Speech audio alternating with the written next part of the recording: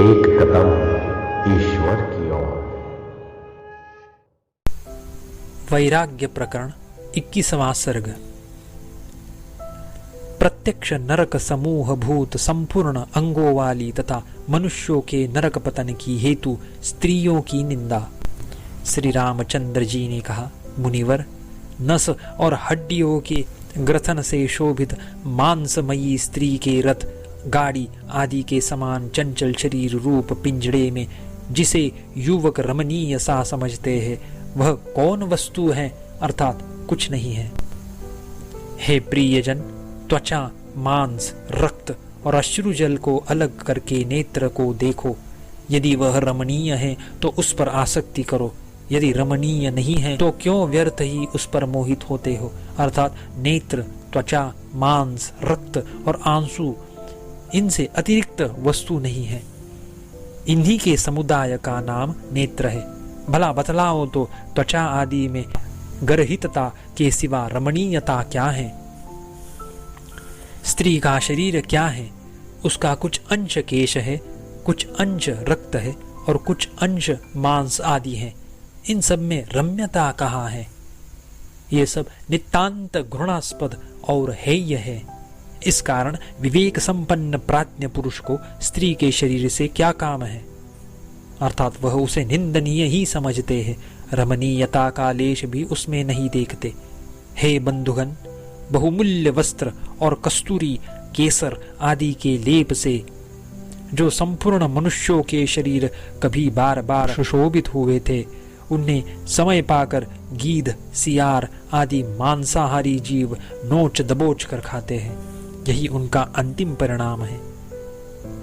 जिस स्तन मंडल पर सुमेरु पर्वत के शिखर से बहने वाले गंगा जल के प्रवाह के सदृश मोतियों के हार की शोभा देखी गई थी और देखी जाती है, वही स्त्री स्तन समय पाकर शीघ्र श्मशान भूमि में एवं ग्राम और नगर से दूर निर्जन स्थानों में भात के छोटे पिंड के समान कुत्तों का ग्रास बनता है। जैसे वन में चरने वाले गधे या ऊंट के अंग रक्त, मांस और हड्डियों द्वारा बने हैं, वैसे ही स्त्री के अंग भी उन्हीं उपकरणों द्वारा बने हैं। फिर उसी के लिए इतना आग्रह क्यों? अर्थात गधे का शरीर जिस सामग्री से बना है, स्त्री का शरीर भी उसी तुच्छ और घृणित सामग्री से बना है, अतः वह भी उक्त जीवों के समान ही घृणित है। केवल अविचार से ही लोगों ने स्त्री में रमणीयता की कल्पना कर रखी है, परंतु मेरे मत से स्त्री शरीर में अविचार जनित रमणीयता भी नहीं है। क्यों?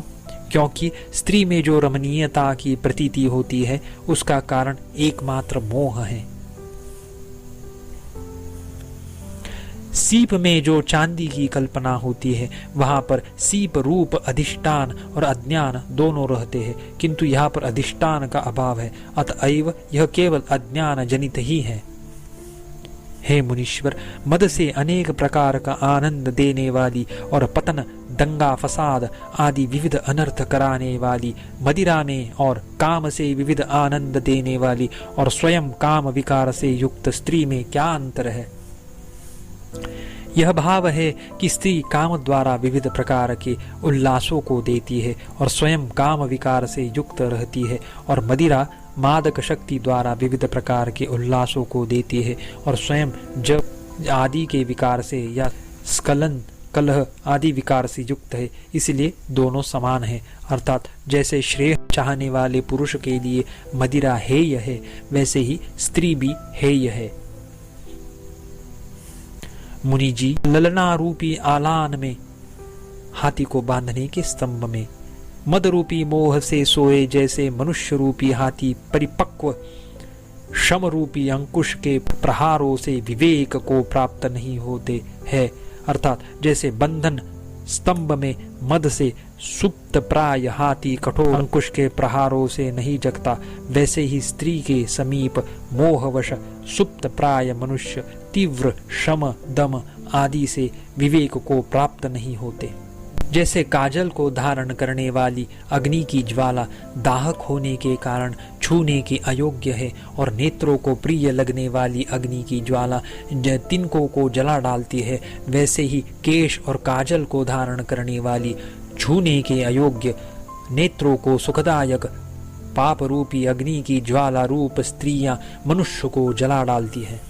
वासनाओं से पूर्ण होने के कारण अपाततः सरस मालूम पड़ने वाली, लेकिन वास्तव में तो नीरस यहाँ स्थित स्त्रियां अति दूरवर्तिनी यमपुरी में भीषण रूप से धधक रही नरकाग्नियों की उत्तम लकड़ियां हैं।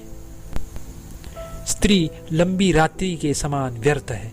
जैसे रात्रि के चारों ओर व्याप्त अंधकार ही केशों का जुड़ा है, चंचल तारे ही नेत्र है, पूर्ण चंद्र बिंब ही मुख है, विकसित पुष्प राशि ही मंद हास है, श्रृंगार आदि लीला से उसमें पुरुष चंचल रहते हैं। सोए रहने के कारण धर्म, विवेक, वैराग्य आदि का विनाश होता है और वह लोगों की बुद्धि को गाढ़ मोह में डालती है। वैसे ही स्त्री के भी चारों ओर बिखरे हुए अंधकार के समान श्याम केशों का जुड़ा रहता है, चंचल कनिनिकाओं से युक्त नेत्र होते हैं, पूर्ण चंद्रमा के समान आह्लादक होने से अपनी ओर आकृष्ट करने वाला मुख रहता है, पुष्प राशि के समान विशद हास रहता है, श्रृंगार आदि की लीला से पुरुष उसमें विशेष रूप से आसक्त रहते हैं। वह धर्म, विवेक, वैराग्य आदि कार्यों की विघातक है और बुद्धि को मोहित करने में तो वह बेजोड़ है। अतः सचमुच स्त्री लंबी रात्रि के समान केवल आयु का ही नाश करती है, उससे किसी प्रयोजन की सिद्धि नहीं होती। स्त्री विष की लता के समान युवावस्था से रसीली, हाथ रूपी पत्तों से सुशोभित, भ्रम रूपी नेत्रों के हाव भाव से पूर्ण, फूलों के गुच्छे रूपी स्तनों को धारण करने वाली, फूलों के केसर के समान गौर वर्ण वाली, मनुष्यों की हत्या के सदृश अधपतन में तत्पर और कामोन्माद से अपना सेवन कराने वाले लोगों को मूर्छा, मरण आदि विवशता को प्राप्त कराती है। आशय यह है कि जैसे विष की लता फूलों से मनोहर लगती है, नए नए लाल पत्तों से सुशोभित रहती है, भंवरों से व्याप्त रहती है, फूलों के गुच्छों को धारण करती है, फूलों के केसर से पीत वर्ण हो जाती है, मनुष्यों को मार डालती है और जो लोग काम जनित उन्माद से उसका सेवन करते हैं उन्हें मूर्छा या मृत्यु के वश में कर देती है, वैसे ही स्त्री भी युवावस्था से रसीली, सुंदर हाथों से सुशोभित, भंवर की भांति चंचल नयनों से कटाक्ष आदि से संपन्न, गुच्छों के समान मनोज्ञ स्तनों को धारण करने वाली, फूलों के केसर के समान कांचन वर्णा, मनुष्यों के विनाश के लिए तत्पर है और स्वसेवियों को मूर्छा, मृत्यु आदि के वश में कर देती है। जैसे टुकड़े टुकड़े करने की इच्छा वाली रीछन यानी कि भालू की स्त्री अपनी सांस से बिल में स्थित सांप को बिल से निकाल कर खा जाती है, वैसे ही लंपट लोगों का धन और मन हर कर विनाश करने के लिए उत्कंठित स्त्री दिखावे के लिए किए गए मिथ्याभूत सत्कार द्वारा आश्वासन देकर मनुष्य को अपने वश में कर लेती है। हे मुनि श्रेष्ठ, काम रूपी व्याध ने मूढ़ बुद्धि मनुष्य रूपी पक्षियों को फंसाने के लिए स्त्री रूपी जाल फैला रखा है। अर्थात जैसे व्याध दाना चरने के लिए लालायित पक्षियों को फंसाने के लिए जाल बिछाते हैं, वैसे ही कामदेव ने मूढ़मती लोगों को फंसाने के लिए स्त्रियां जाल की नाई इधर उधर बिखरे रखे हैं। स्त्री रूपी विशाल आलान में यानी कि हाथी को बांधने के खूंटे में रति रूपी जंजीर से बंधा हुआ मन रूपी मदोन्मत्त हाथी गुंगे के समान चुपचाप बैठा रहता है, अर्थात असमर्थ होने के कारण अपने छुटकारे के लिए किसी उपाय का अवलंबन नहीं कर सकता। दुष्ट वासना रूपी रस्सी से बंधी हुई स्त्री धन रूपी कीचड़ में विचरने वाले संसार रूपी छोटे तालाब के मछली रूप पुरुषों को फंसाने के लिए बंशी में यानी मछलियों को पकड़ने के कांटे में लगी हुई आटे की गोली है।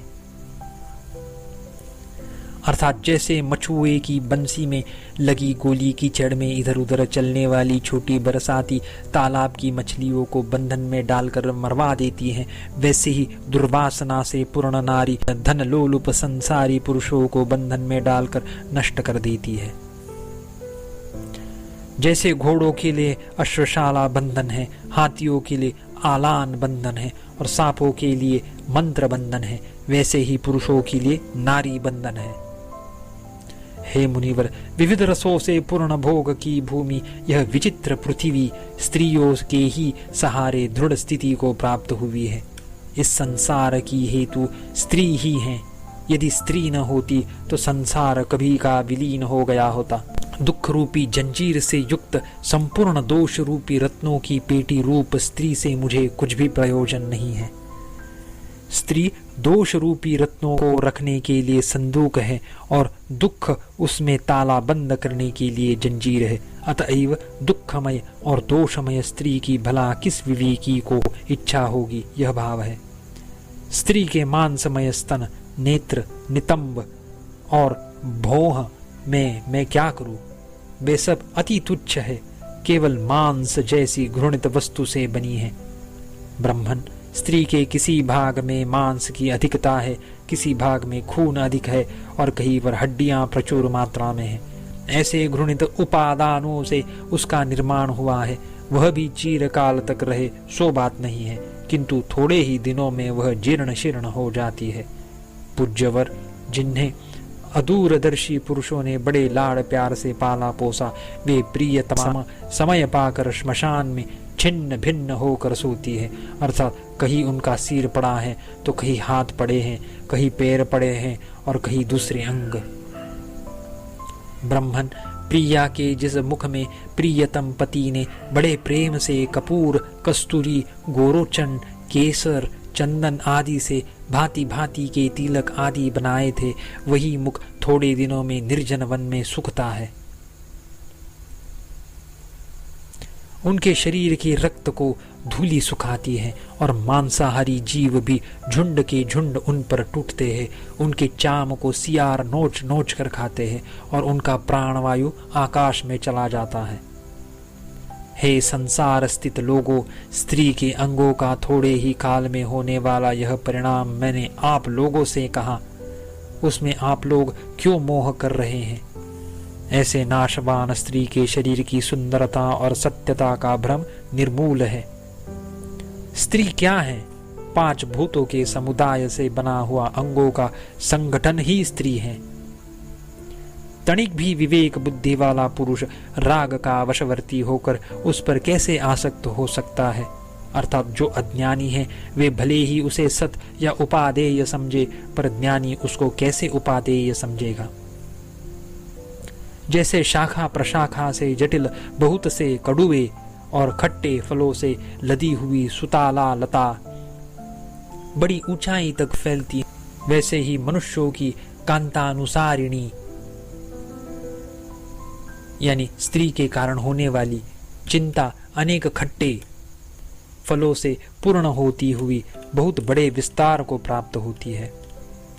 जैसे अपने यूथ से बिछुड़ा हुआ हाथी मोह को प्राप्त होता है, वैसे ही उक्त चिंता से व्याकुल अतएव उत्कट धनाभिलाषा से कहाँ जाऊं, कहाँ धन मिलेगा, यो चिंताग्रस्त होकर मनुष्य अत्यंत मोह को प्राप्त होता है। जैसे हाथिनी को चाहने वाला हाथी विंध्याचल के गड्ढे में बांधा जाता है, वैसे ही स्त्री लंपट पुरुष वध बंधन रूप बड़ी शोचनीय अवस्था को प्राप्त होता है। जिसकी स्त्री है उसको भोग की इच्छा होती है, जिसकी स्त्री नहीं है उसे भोग की संभावना ही कहाँ है। स्त्री का यदि त्याग कर दिया तो जगत का त्याग कर दिया, जगत का त्याग करके सुखी होवे। ब्राह्मण, अपाततः विचार के बिना भले प्रतीत होने वाले भंवरे के पंखों की जड़ के समान चंचल और जिनसे मुक्त होना बड़ा कठिन है, ऐसे भोगों की जन्म मरण बुढ़ापा आदि के भय से मुझे तनिक भी इच्छा नहीं है। मैं इनसे विरत होता हूँ और ऐसा प्रयत्न करूँगा जिससे कि मुझे परम पद प्राप्त हो जाए। 21वां सर्ग समाप्त।